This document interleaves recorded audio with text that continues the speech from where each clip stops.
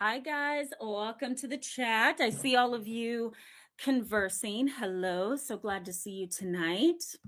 Let me go back to the very beginning, like I always do. Let me just acknowledge some of you. Hello, Cherries Jubilee. Glad to have you in the chat. Welcome to the channel, or welcome to the live chat today. Hi, Courtney Frazier. Welcome. Glad to have you in the chat tonight. Wow, you guys are really communicating. My goodness. Hello, Citizen King. Welcome to the chat. Glad to see you as well. Yes, and you did. You finally made it to a live chat. So glad to have you. I don't see you a lot in the live chat, so it's good when I do see you, and some of the other ones that I don't see often in the live chat. So glad to see you. Let's keep going, guys. You guys are having great conversation. Goodness. Hello, Deb. Welcome to the chat. Glad to see you as well. She McGee, hello, welcome to the chat. I'm going to come back to your comment. I see that you made a statement, so I want to comment on that for sure. I'm coming back to that. Oh geez, I'm going to mess this up again. Forgive me if I do. It's as okay. I'm just going to spell it. It's ERZSEBET. Hello, welcome to the chat. So glad to see you. Says, hey, heavy topic, but I'm not untouched, unfortunately because I was harassed by a family member. Yeah, absolutely. And I'm sorry to hear that because nobody wants to be harassed by a family member. I'm going to talk a little bit tonight, just briefly, because I think my wrap up time is going to be around 7:20ish Eastern time. But I'm going to talk a little bit about that. So, not so much gang stalking with strangers. It really is, here's what's happening in a family where, there's some really unhealthy dynamics. There may be family estrangement. And within that unfair, toxic family dynamic, and also in that family estrangement, you're likely going to see some common behaviors, and gang stalking is one of them, and especially family stalking. So I'm coming to that pretty soon. I'm glad you mentioned that. Um, Hello, Rad Angel. Welcome to the chat. So glad to see you on. Thank you for coming. Hello, DNK. Welcome. Glad to have you on the chat as well. Said this is going to be great. Al-Anon friends have become my new chosen family in many ways. Oh, I'm sure. I'm sure. I actually, just a side note, I used to do clinical evaluations while I was doing an internship so many years ago when I was in school with people from the Al-Anon groups and the Anonymous groups, those kind of groups. And I actually really like those people. They were very humble, friendly, welcoming. So it is like a family for sure. Hello, Eileen Farley. Hello, welcome to the chat. And yes, you did catch live. Glad that you are here. And is there anybody else? Yeah, Kyra knows 144. Hello, welcome to the chat. So glad to see you as well. Glad to see all of you. Yeah, I'm glad you got the notification. That's wonderful. I've been getting complaints from some of you, like, what's going on with the notifications? So I'm glad to see you. And then Zeus's, hopefully I'm saying that right. Good morning, everyone in the chat. Hello, welcome. Glad to see you. So let me jump in, okay, because we've got a lot to cover. And I want to make sure that I am at least out of here by 7:20 and that this is wrapped up. Okay. Let me just jump to the point of this video. So I decided to bring up stalking, and I decided to do that based on a recommendation from a coworker who had just re-entered the scene of working with psychopaths, narcissists, sociopaths. And one of the things that she noticed was a lot of clients were coming to her saying, I'm being stalked. I don't know how to manage this. I don't know how to have peace of mind. I don't know what to do. And so, she came to me and she's like, Tamara, what do you know about stalkers? And I showed her some of my videos on YouTube. And then I also, was somebody that she consulted with for weeks. On top of that, you guys have been coming to me asking for videos on stalking again. So these videos on stalking are important, but now we're going to transition to family stalkers, family estrangement, emotional incest is coming up on Sunday. And I think you guys are going to be able to relate to a lot of this, right? So let me just give you some definitions, okay? So family stalking is something that happens mainly in families where there is an imbalanced power dynamic. There's always someone over you within the family that either has a financial leg up on you, they are psychologically and emotionally manipulative, is what I'm trying to say, or in some way they have elevated themselves far above you. When that happens, that imbalanced power dynamic makes you the victim in a lot of the interactions with your unhealthy family. And sometimes stalking, gang stalking within a family, and I'm going to define what that is in a minute here. Gang stalking as well as manipulation can happen to you. Now, gang stalking in a general sense is basically this. It's when one individual somehow rallies other individuals to be a part of their group to come against one individual, right? So an example of this would be a family member. Let's say your dad is a psychopath and you've seen your father's unhealthy and toxic behaviors over many years growing up, and now you've had enough. Now you want to tell him, I think you're a psychopath and I think you need a lot of help. He gets upset, goes to his mother, who then goes to his sister, who then goes to an aunt in the family. And now they're all kind of communicating and they're in cahoots with each other to make life difficult on you. So now you've got your dad who's angry, your grandmother, your aunt, and maybe a cousin or whatever, right? So now you've got these family members, between 4 to 5 family members, really disliking you, having a problem with what you said, showing up that something's wrong with your father, and so now they're going to make life hard on you. The ways that they could do that could be, maybe they refuse to pay for something that they're, used to paying for you. Maybe they spread rumors about you in the family and continue to make you look bad to everyone in the family or the neighborhood. They all do this as a group effort to come against you. And that's basically what gang stalking is. It's not always something that happens to strangers, but it is also something that can happen right in your family. It's the rallying of a group of people against you. That is gang stalking. So that can happen. You also want to keep in mind, too, during conversation tonight, the whole idea of a family estrangement. Now, I've talked about family estrangement a lot on this channel, and you guys have also talked to me behind the scenes about this. Family estrangement is the idea that there's a family member who detaches themselves from the family in an attempt to have either peace of mind or to cause some kind of drama.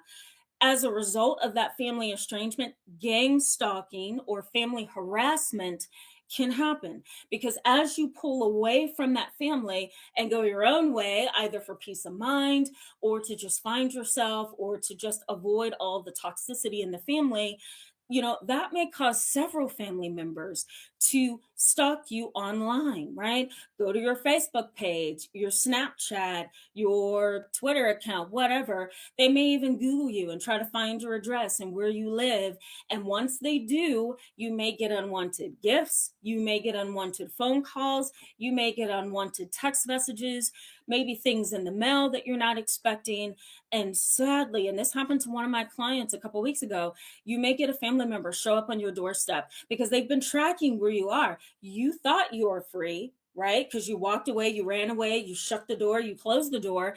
And now here's a family member on your doorstep. And somehow they were either given your home address or they found it online. So you want to keep that in mind as we go along. Okay, guys, I'm going to also highlight some things as we go along too.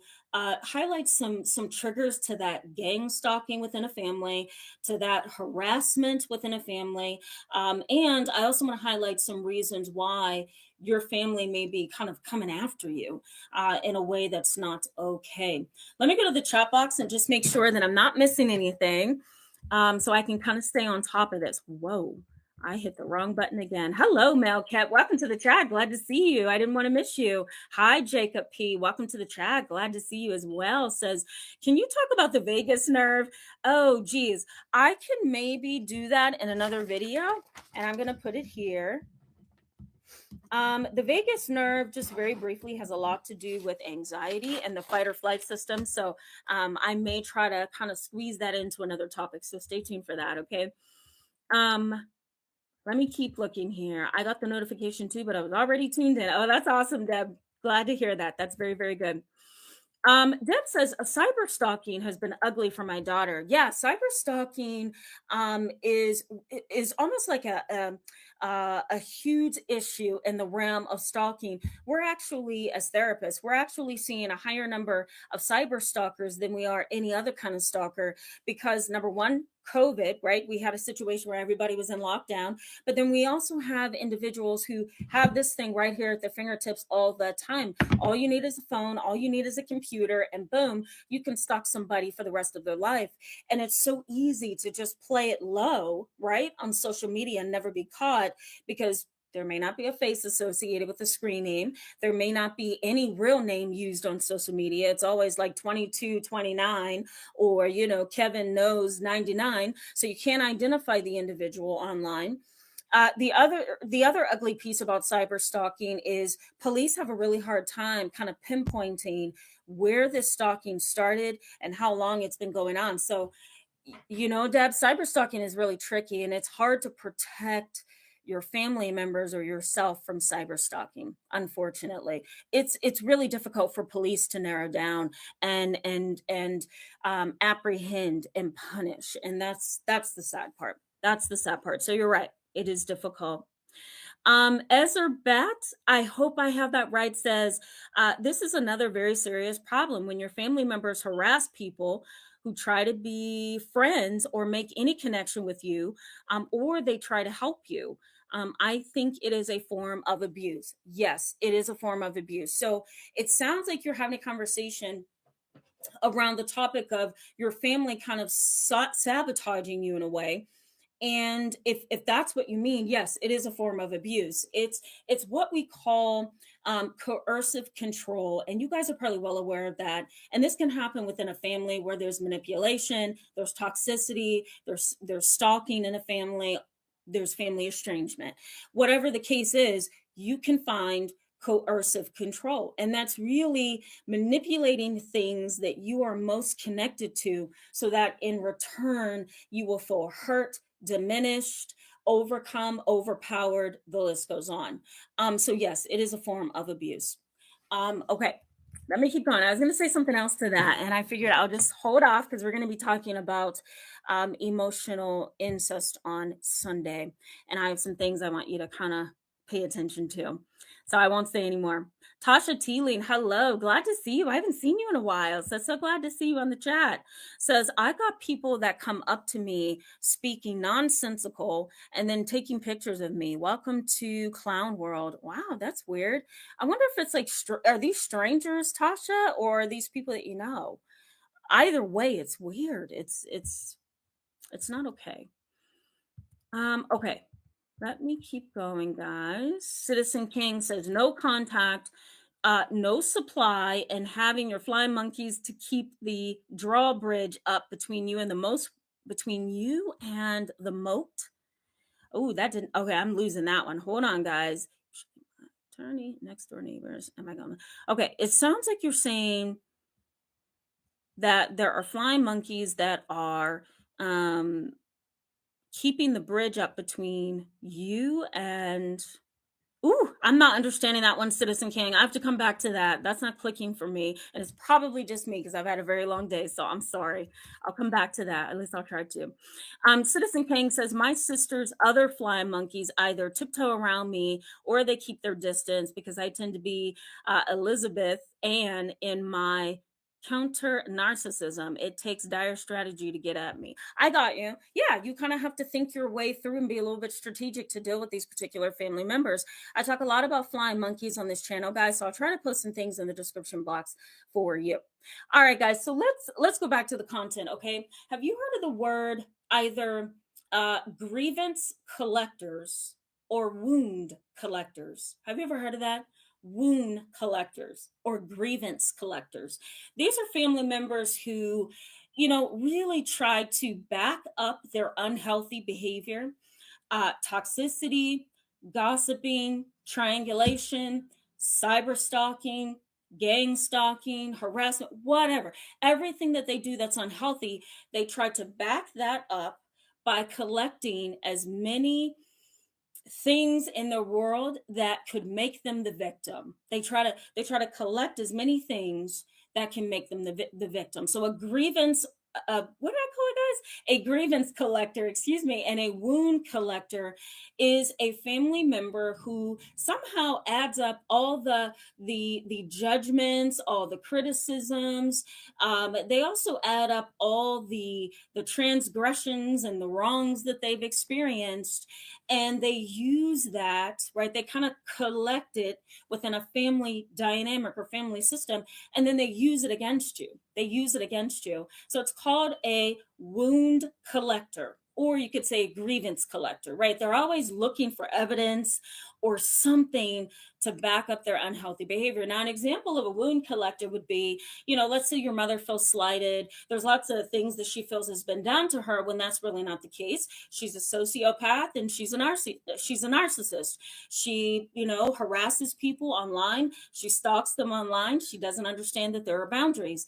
Well, you try to approach her and tell her, I don't want you following me online, coming to my house unexpected, texting me late hours of the night or early in the morning for much of nothing. I don't want you doing that. Okay. Let's say your mom doesn't take criticism too well. Well, what is she going to do? She's going to sit there and possibly go back to history in her mind and collect as many wounds, transgressions, disrespect, moments you made her angry, some other things you may have done to her. She's going to collect all of that, right? And justify her bad behavior against you. Or she'll just completely flip out and you won't know what's going on because somewhere she's collected a bunch of wounds and now she feels justified in her bad behavior.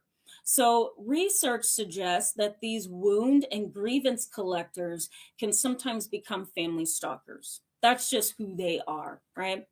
Now, if you're dealing with a situation where there's family estrangement, right? You haven't seen your family for, God only knows how much time. Usually, according to research, family estrangement lasts between 4.5 years to 5 years. So 4.5 years to 5 years. And sometimes the family can come back together. And sometimes it is just completely broken apart. And there is no severing, not severing, that's not the word I'm looking for. There is no healing of the severed ties, I'll put it that way, because it's been so much time, between you and your family. So again, family estrangement, 4.5 years to 5 years, you may not have seen your family members. You don't know how they behave, right? And so you have a mom like this collects all the wounds and then they turn on you, you're going to be in shock. There's also, too, in this area of family stalking, there are family members who are, yeah, and I hate to say this, but this is kind of what it's saying. They are born to be family stalkers. They are born to harass, born to kind of wear all these wounds on their sleeves. This is just who they are. Personality disorders like sociopathy or antisocial personality disorder, narcissism, sometimes borderline personality disorder can all create a bad scenario where that person's unhealthy personality traits causes them to harass you, to stalk you, to cyber harass you, whatever. This is just who they are at the core. I think it's really up to you to figure out what's going on there. Let me fix my cord, guys. I don't like the way that this is looking, and I don't want to lose you. All right, I think I got it. I think. All right. So what I want to do though with you guys before I go back to the chat box, I'm going to plug in my charger because I'm just scared to death I'm going to lose you. I'm going to talk about common problems that you're likely to see in families where there is cyber stalking, where there is situations where you're being manipulated, triangulated, or you're dealing with a family member who's a wound collector. They kind of hold all these things to themselves, and then when the moment is right, they just explode. So, what are some common behaviors of family members who engage in family stalking. They harass you. They know where you are at all times. They don't know how to draw the boundary and let you just live your life. They may be stalking your Facebook or your YouTube or your Twitter, or they may show up at your work site or show up on your front step, whatever the case, right? So what are some common issues here, and why does family stalking even happen in the first place? Well, research suggests that a hypercritical family member can sometimes be prone to family stalking. A hypercritical family member, you can also call it hypercriticality, which is where the individual is so critical of you that you don't have the ability to just live your life. They're critical of the people that you've decided to date and marry. They're critical of your children. They're critical of your neighbors, critical of the home you bought or the place you rent, critical of your job, right? So hypercriticality, or just this toxic critical person who always has something to say about you. Research suggests that they are likely to stalk because they want to know what's going on in your life. They want to be able to keep up with your life, right? And if they're critical of you, and if they enjoy your reaction to them being critical, right? Which is probably anger, dissatisfaction, whatever, they're going to want to keep up with you and see what's going on in your world, right? Because they're hypercritical. Individuals within a family who engage in what's called a push pull relationship, where 1 minute they're on your side, next minute they're pulling back. 1 minute they love you and they're smiling and they're happy with you, and the next minute they're pulling back. That push pull, that individual with that push pull communication is also likely to become a family stalker because 1 minute they're on your side, next minute they're against you. So now it's time to get online, find some information either to use against you, to manipulate, whatever, right? Or they may show up on your front step because they know that's going to make you upset. So that push and pull communication. The other thing too is again that wound collection, that family member who likes to collect wounds, but also that family member who triangulates, right? They put everybody in a triangle: the victim, the persecutor, the rescuer. Let me write this out for you just so that you can see what this kind of looks like. Okay. Because family stalking can also happen because of triangulation, where somebody in that triangle is a victim, and they have run to somebody that they think is going to rescue them, and so then that causes a whole other thing. That's a whole other live chat, but I'm going to show this to you. So you have the victim, you have the persecutor, who is the one who's pointing the fingers, right? Whether or not you may believe you're a persecutor doesn't matter. To the victim, which is usually that unhealthy family member, you're pointing fingers at them. So you're the persecutor, okay? And then you also have a rescuer. Here's how it looks right here.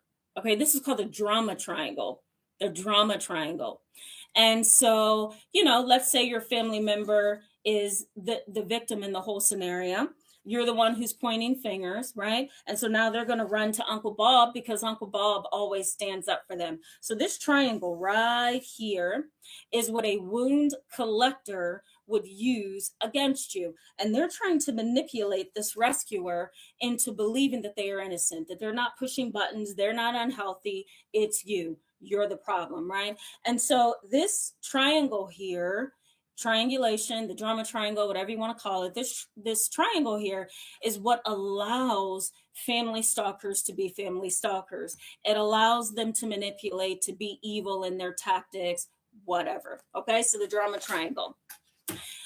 You also too want to think about the family member who is what we call emotionally labile, or the family member who tends to be embittered and disgruntled and just fixated on the past. They can't get from what happened back here to here, right? So they're kind of fixated on past situations within the family, or they're holding a grudge. That's another thing. The emotionally labile family member goes up and down like a roller coaster in their moods. 1 minute they're happy and seem kind of even kill and balanced, and the next thing you know, they're depressed, angry, and irritable, and they're coming against you. And so these kind of family members would most likely get online, follow you, see what you're doing, maybe hop on one of your social media posts and comment an ugly thing, or they will bypass your boundaries completely and show up places they should show up. I'll give you an example of this. I had two families 2 years ago that were dealing with family stalkers. And the only way that my one client could figure out that her mother was stalking her is once she walked away from her mother, she emailed her mom and didn't realize, whoops, I left my home address in that email.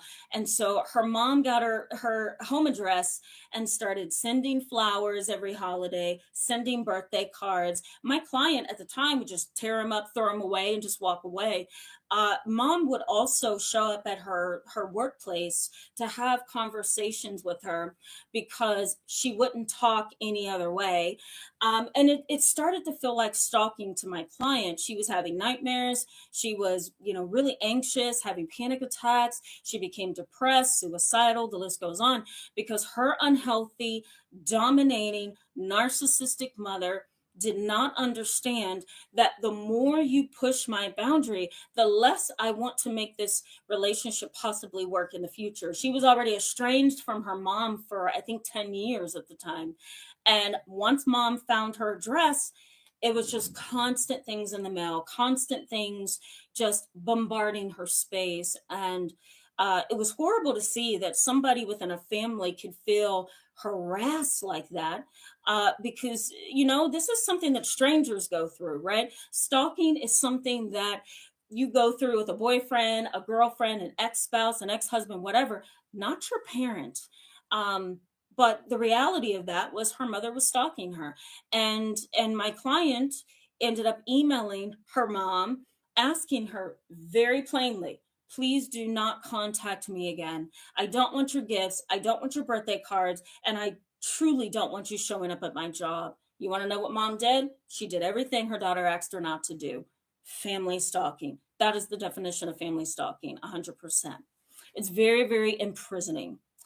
Family stalkers, they're really manipulative too. They're really good at manipulating the quantity and the quality of communication within the family. Let me explain, okay?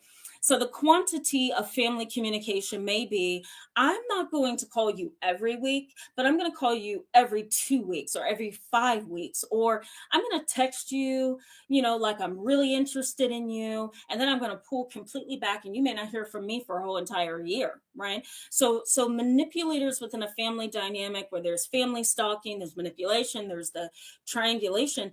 The family member can manipulate that the quantity of the communication. They have a set number of times they're going to contact you or not contact you, and that really can throw you off, right? And then the quality of it. Are you just contacting me to say Happy New Year's and that's it? Or are we going to talk and try to get to know each other? So they manipulate, these kind of family members manipulate the quantity and the quality of communication. Let me also throw in here before I go back to the chat box that family estrangement and family stalking can affect, and this is based on research. I'll post it in the description box below for you. 1 in 4 adults are either estranged from their family because they can't handle it, or they are being stalked by their family. Get that? 1 in 4 adults. That's a scary number to me. Okay. Oh geez, I always hit the wrong button. I'm gonna approve your comment as a bet, because YouTube censored you for some weird reason. Carla Hayes. Hi, Carla. Welcome to the chat. So glad to see you. I'm sorry I missed your comment earlier. She says, how do I set up a Zoom appointment with you? Go ahead and contact me at my email address in the description box below. It's the contact at anchoredknowledge.com. Usually that goes to my consultation email box where I get a lot of requests for consultations. And then what I'm going to do is email you back. I'll see if I can get you scheduled and when I can get you in, and then we can go ahead and have a Zoom talk. So just go ahead and email me. Hi, this is Carla Hayes from YouTube, requesting a consultation, and then I'll get back to you as soon as I can. Okay. So Napalm1334, hello, welcome to the chat, says, my brother is a real scary guy. I would say he even gang stalked me. And is hypercritical. Yeah, would keep telling me how to live my life. Wow. Yeah, I don't like family members who do that. They like follow you everywhere you go, then they critique you. And then once they catch you doing something that they don't like, oh God, you're just such a horrible person, you know? Or they're just gonna judge you or something. I hate that. I've seen it before and I don't like it. Citizen Kane say they accidentally open your mail. Yes, sometimes that's the case. In previous live chats over the past couple of weeks, I did mention something like that, where family members will, open your envelope, and the first thing they say is, "Oh, it was the same last name. I'm sorry. I thought it was my name. I apologize." And then they try to tape it back up, and you're like, "Now you just wanted to see what was in my mail." Oh yeah, so that's a real thing, Citizen Kane. Okay. Hello, it's been cold lately. Welcome to the chat. Glad to have you. I don't remember seeing you before. Says how to break trauma bond with a stalker. Ooh, that's a difficult one. So we're talking about a whole other live chat. I think, and I'll just give you just a little bit in this live chat, but I do want to stay on this specific topic. But I will mention that with a stalker, you have to either decipher between, is this codependency, is this a trauma bond, or is this coercive control? And I'll try to talk about this in the near future. So codependency, and I have a video too, I'll put it in the description box for you. You want to really ask yourself, is this coercive control? Is this why I'm so bonded with a stalker? Is it codependency? I'm leaning on you because you make me feel safe in some ways and you get me, right? So there's kind of like a fusion of identity there. Or is this a trauma bond, right? And a trauma bond is a little bit different than codependency. So it can get a little complicated. So I'll try to bring that up in the next chat for sure. U and A, hello, welcome to the chat. Says, I like that. Wound and grievance collectors describes it so much more effectively than professional victim. Yeah, absolutely. And I wish that I could take the. I'm sorry, guys. My there's a tag in here. I think. I wish I could take the credit for that, but I can't. Joe Navarro from psychologytoday.com, excuse me, came up with the whole idea of wound collectors, and he uses it a lot in his work, his writings. But I will also say too that I don't know who is the intelligent brainy person that came up with grievance collectors, but it truly does, you're right, describe what these individuals are. For some reason their wounds justify them, so they need to be labeled for what they are. All right, I'm going to keep going. Napalm 1334 says, my dad's family estranged me after. Whoa, we're at 720. I just looked at that. My dad's family estranged me after taking my inheritance and gaslighting me 10 plus years. They are Christians. Very sad, but I'm happy to be over it and in school finally. Yeah, absolutely. I'm sorry to hear that. That just sounds like a whole ball of confusion, and toxicity that should have been worked out. It should have been worked out the right way. Deb says, my kid used to treat me as her whipping post for any and every grievance. I'm grateful she's making progress and treating me better. Yeah, absolutely. I think that's wonderful. Let me mention too, Deb, I'll hop on that a little bit too, and say that most grievance collectors or wound collectors tend to be individuals with personality disorders. Now, that's not to say that something's wrong with them per se. It's to say that they have a set pattern of behavior that never changes. And so their way of functioning in the world is to collect this wound right there and collect that wound over there and collect that wound down here. And then to show all the wounds when they felt trapped, shown up, or they want to triangulate or manipulate, or they want to play the victim role. That's the only time you're going to see those grievances or those transgressions. That's the only time you're going to see those shown up, is when they feel that they need to do it in order to manipulate or survive. So, figured I would mention that. I don't think I mentioned it earlier. All right, let's keep going, guys. I'm going to try to wrap up here in a little bit.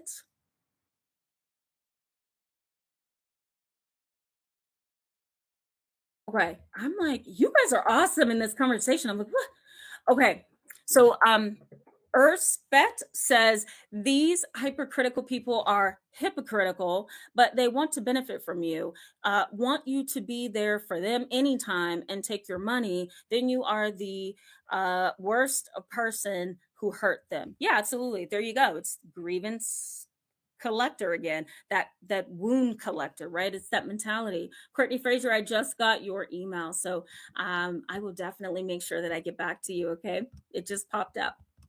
Oh, did I hit the wrong button? The last thing I want to do is in the chat, and I haven't even said goodbye. Okay, I'm gonna keep looking for comments. Paigey, hello, welcome to the chat. So glad to see you. Says I found a piece of paper with my IG info on it at my mom's. I should have took a picture and left it, but I took it and ripped it up. Are you saying Instagram info? Oh, I see what you're saying. So are you saying that she wrote down your Instagram information or something? Hold on a minute. I found a piece of paper with my Instagram info on it at my mom's. I should have took a picture and left it, but I took it and ripped it up. Yeah, I mean, obviously she wanted to know what's going on your Instagram, which I think there should be a boundary there. Like depending on how old you are, you shouldn't be wanting to know what I'm doing unless you are going to be a part of my public followers, then that's totally fine. But what are you trying to do with my Instagram information? I think I would have been a little bit defensive on that one. Oh, yeah. Hello, Maria. Welcome to the chat. So glad to see you. Says, what about when the family member stalks you using their home cameras when you visit? They watch you and listen to everything you say. Cameras they have all over the house. Yeah, well, that is true. Now, let's say, for example, if you're living with this family member, you don't know what they're hearing and what they're listening to, right? Your conversations, maybe some thoughts that you're speaking out loud, maybe they're listening to you on the phone with somebody. I mean, I don't know if you could say home cameras can kind of be a stalker tool, but maybe it can. I knew a family, not my clients, no one who's consulted with me. They lived down the street from me years ago, and they lived directly next door to their family. So it was literally their house, lovely home, and then their neighbor was their family member. So they were like family members living close. So the one family in the really nice house, I'll put it that way so you'll know what I'm talking about or who I'm talking about. The one with the nice house had ring cameras all over the property, and their family member who lived on the side of them didn't have any cameras.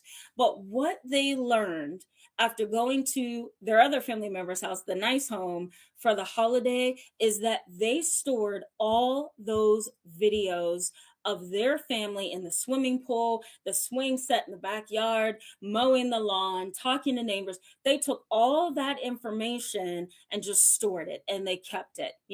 So, I mean, sometimes family members can use their security systems, their home cameras to stalk, especially if you live directly next door or somewhere on the street. So, that was a pretty creepy kind of a case that I had to deal with.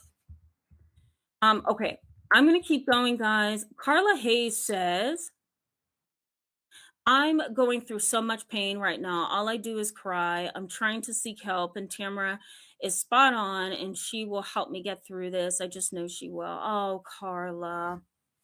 Well, thank you for that. That's so sweet of you. I hope that if the pain is coming from family estrangement, family stalking, any kind of family pain, trauma, I hope that you will find some kind of peace, right? We can't be everything on this channel, but we can be a piece to kind of help you feel stronger. So I hope that you feel at home and approved of and welcomed on this YouTube channel. It's like the best that I could do or the most that I could do to support you guys. So Carla, I hope you feel at home and that you get some healing from the chat and the videos that I post and the wonderful chat box. This is where the real action happens. Deb says, Tamara, you were dead on about personality issues. She had strong BPD tendencies, but has been healing. It's amazing. That is wonderful. Yeah, it's usually borderline personality. Not to say everybody with BPD is like that, but it's that it's that dramatized, really angry, really reactive, impulsive, emotional set of behaviors that is usually at the core of wound collectors. I'll put it that way. All right, guys, let's get back into the content. Okay, so I think I left off at, there is often poor communication quality and quantity, and these kind of manipulative family members really manipulate these two things, right? Okay, so let me give you another one, and this is probably a word I've mentioned before, but I'm going to throw it back at you. It's called loss of role reciprocity. Role reciprocity. What does that mean? That means you're in your role, I'm in my role. We share equally within a family system. We don't minimize or condescend. We don't, illuminate ourselves or grow over each other. We love and support. If I love and support you, you're going to love and support me, right? So a lack of role reciprocity is often within families where there's manipulation and there's stalking, family stalking behaviors. Family stalkers do not want role reciprocity. Why? Because they're up here, you're here. And that's why they stalk you, right? They think they're smarter. They think they're better most of the time. They want to keep up with you, right? So they exist up here, whether it's true or not. And you're, in their mind, down this way. Right. So there will be no role reciprocity. There's no equality here. They feel like they're above you. There's also what's called a family dynamic that's coercive, and that means the family dynamic, the communication system within these kind of families is rocky because they are being manipulated in almost every area of their life, right? Emotional manipulation, psychological manipulation, maybe there's some financial manipulation. That's why we call it a coercive family dynamic, right? You're kind of being manipulated to survive. It's almost like coercive control. I'm going to intimidate you, make you feel needy, condescend you, rise above you, use something that you love or that you believe in or that you trust or that you need against you so that I can remain up here and you can remain down here. So the same thing is really what's meant by coercive family dynamic. There's also a lot of mismanaged family conflict in families where there's family stalkers. There's undercurrent anger, there's internalized resentment, there's a lot of jealousy within these kind of families, right? Different ones are jealous of the next family member, and there's also a lot of competition, and maybe even some narcissism too, right? I want to be the best, I want to be the prettiest, I want to be the most handsome. All of that is in these kind of families where there's family stalking. If you have that internalized anger, resentment, or jealousy, what do you think another family member is going to do? If they are jealous of you, or they want to be above you, or they want you to feel less than, what do you think that they're going to do? They're going to follow you all around, whether that's on social media, or literally, to see how far ahead you are getting. I had a family last year that went through this where the mom had divorced the dad. The children who were adolescents were still involved, and as soon as mom started dating an attorney, because dad was a janitor, so her ex husband was a janitor, as soon as mom or this mother started dating an attorney, what did the janitor ex husband do? Well, he went around, spreading lies and rumors. He became a huge pathological liar, even calling me on the phone saying things to me that wasn't even happening or that wasn't even true. And it just became a clown show. And it's because he was envious. He didn't know how to express his emotions. He caused a lot of triangulation and a lot of family conflict. And so his only tool at the time was to create this huge disruption of this woman's life and her children's life, so that can happen with you as well. I want to make sure, I'm just thinking for a minute, I want to make sure I've given you everything. One last thing is a narrow and skewed mindset. That was the other thing I wanted to mention before we wrap up. A negative and a skewed mindset. This is usually present in a family member who is stalking another family member. They have a really narrow view of you. They don't care about your rights, your boundaries, your needs, your wants, your desire to have a free life and to be a free thinking person. They don't care. They have a very skewed perception of reality, and their mindset tends to be unstable. So, these are all the characteristics, guys. I will try to list them in the description box so that you can have a whole list of everything that a family stalker would do. All right, let me go back to the chat box, and then we're going to wrap up. Hello, y'all's precious jewel. Wonderful. I'm so glad to see you. I don't remember seeing you. So welcome to the chat. Um, yeah. Y'all's precious jewel said it's definitely a stalker tool with my dad. Yeah, some family stalkers will use all of the tools, if not some of them that I talked about just a couple of minutes ago. Because here's the thing, most family stalkers tend to have the same kind of mindset. It's just a different person. It's just a different looking person, a different race, a different whatever, right? The person looks different in every family, but the behavior tends to be the same. It's almost like individuals who have narcissistic personality disorder, even topically they look different, but underneath they do the same exact things, which is why we can diagnose them, because they tend to have a set pattern of behavior that's really like a criteria. And so that's the same thing for family stalkers. They all tend to do the same things. It's sickening. Okay, I'm going to keep going. Oh, I hit the wrong button again. Hello, Danny B. Welcome to the chat. So glad to see you. Says, does jealousy from family look different from that of an enemy? Yeah, absolutely. So let me highlight something, and I'll try to post in the description box below. Jealousy within a family. Jealousy within a family, I think, can really be confusing, and it's hard to pinpoint it because you may feel like that family member is just competitive or that family member is just having a bad day.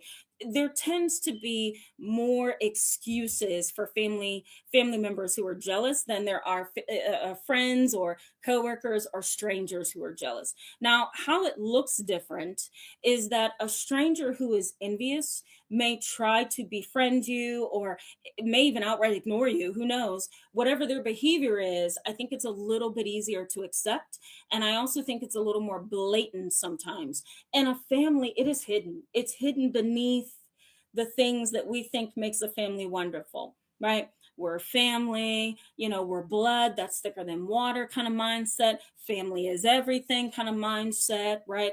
Family members can also be loving to you one minute, mean the next, and you're probably going to forgive them, right? So family jealousy is a lot harder to pinpoint than with a stranger, a friend, or a coworker. And yes, it does look different if I didn't say that already.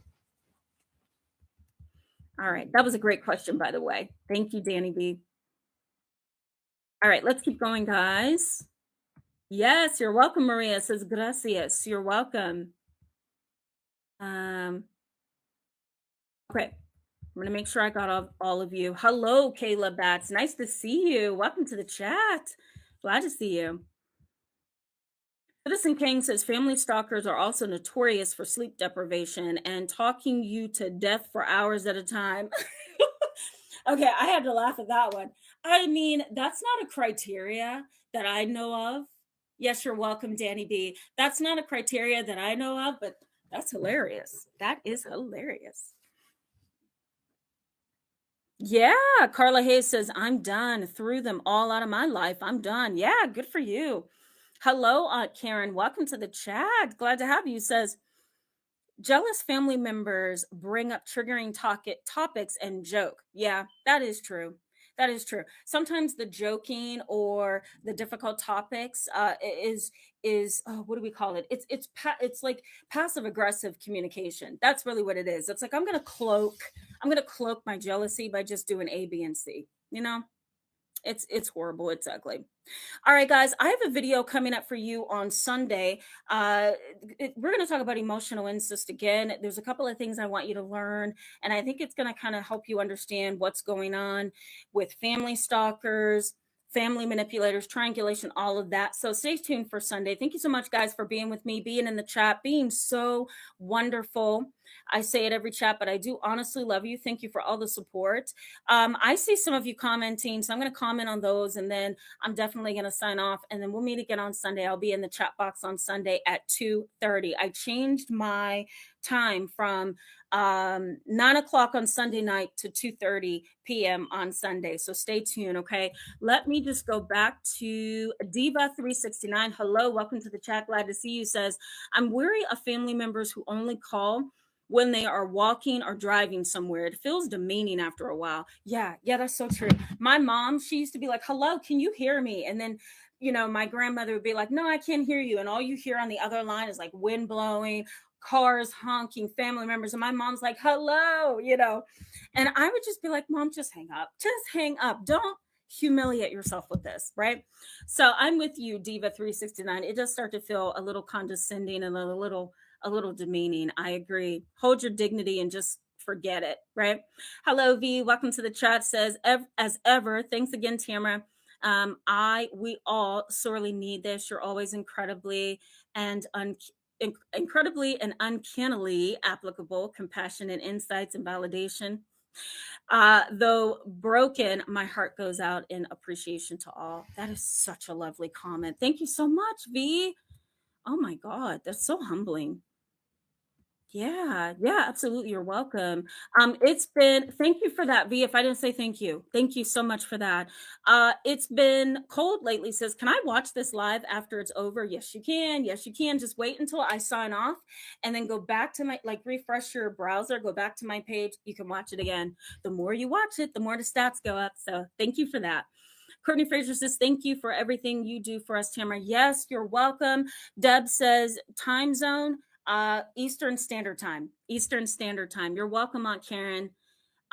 You and A said it's been cold lately. Usually you can watch after live after it's over. Yes, yes, yes. Thank you for that. Hello, Daryl Harris. Welcome to the chat. Says, I came a little late, but I wouldn't miss it for the world. Oh, that's so sweet. Thank you so much. I'm actually signing off, but I wanted to just say hello to you guys. All right, I will see you Sunday with a brand new video. Love you so much. Have a safe and wonderful weekend. I'll see you soon. Bye, guys.